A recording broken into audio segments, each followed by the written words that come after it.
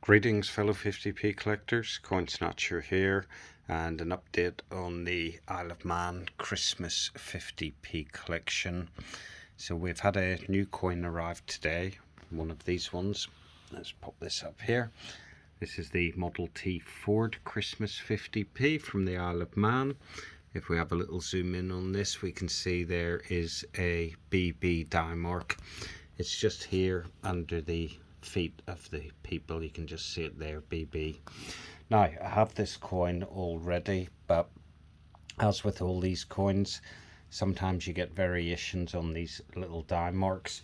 So if we have a look at the BB coin that I have already, which is this one here, we can see the BB, and if we have a closer look at it, we can just see that the BB starts really in the middle of the three legs that you can see, and when we go up to this one, we can see that the BB starts over on the left hand leg.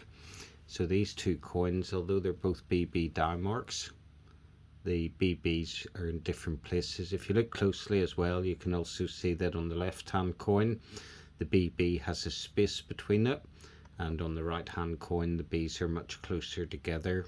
So we have BB die mark, but two different variations of it. Great stuff. Really nice Christmas 50p as well. Lots of detail in it, lots of design. And yeah, I was having a look through eBay as I do and studying these die marks closely, and I was pretty convinced that these were different. So it was a relief when this arrived in the post. Now I will not say something about the post because these lazy buggers who work for the Royal Mail have decided to go on strike again, holding up my coin deliveries.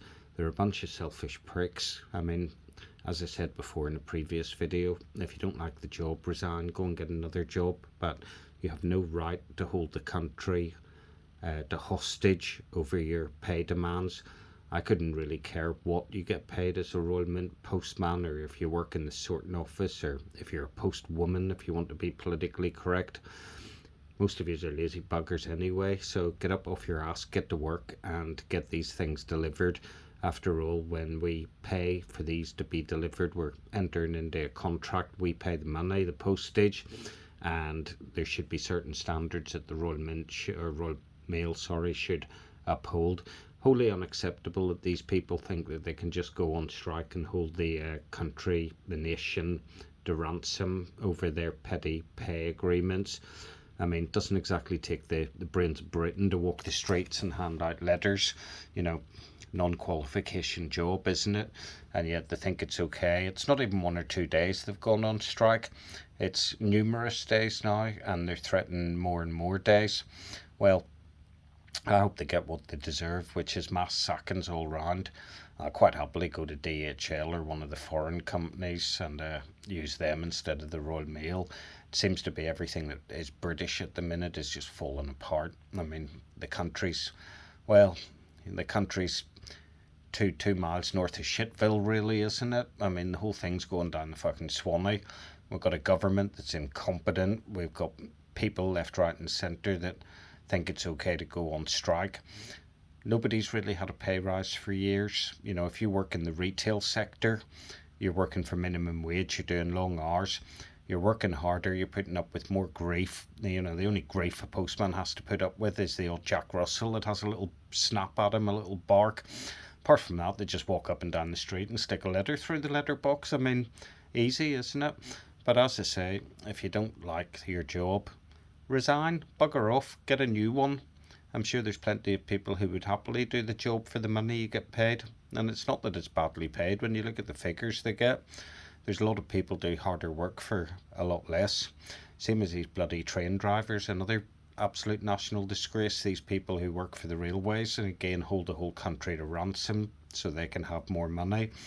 You know, happy Christmas to everyone. They wonder why the public doesn't support them. Well, the public doesn't support them because you're holding the public to ransom. You know, you can't get on a train, you can't post your things. God help you if you get sick over Christmas, because the nurses are going on strike as well. You know, and then we had the whole COVID fiasco with the government as well, an illness that never was.